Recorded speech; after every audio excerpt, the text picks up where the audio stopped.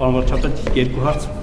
արագ։ Մեկը մեր հանրությանը վերաբերող, մյուսը միջազգային կոնտեքստից դուք դժվար տեսածին եք, մենք քաղաքացիներից երբեմն տեսնում ենք բակերում, դպրոցների մոտ մարդիկ ինքնամոռաց ինչ-որ բան են փնտրում տարբեր հատվածներում, որպես կանոն նրանք փնտրում են թմրամիջոցներ, այդ թմրամիջոցները տարածվում են Telegram-ի միջոցով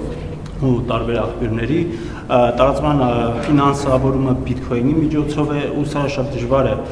բացահայտել։ 2018-ից սկսած վիճակագրությունը ցույց է տալիս, ես մինչև 2024 թվեր ունեմ, որ 158%-ով աճ է արձանագրվել, հասկանում եմ Telegram եւ մյուս համակարգերը։ Նախորդ տարի դուք ընդունեցիք ռազմավարություն ու այս առումով պայքարում եք։ Ես ուզում եմ հասկանալ, թե ինչ արդյունքներ ունենք այս մասով, ունենք արդյոք դրական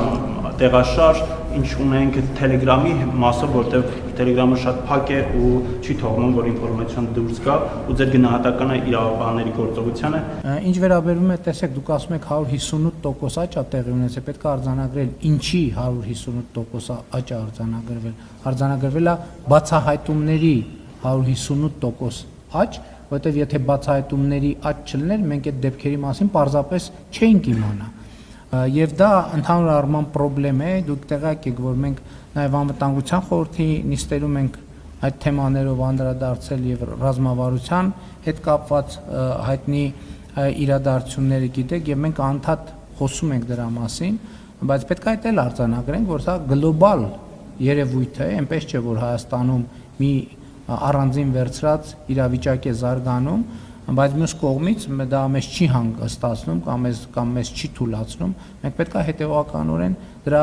դեմ պայքարենք եւ ուզում եմ ասեմ օրինակ դրա դեմ պայքարի ձևերից մեկը 300 դպրոց նախագիծն է,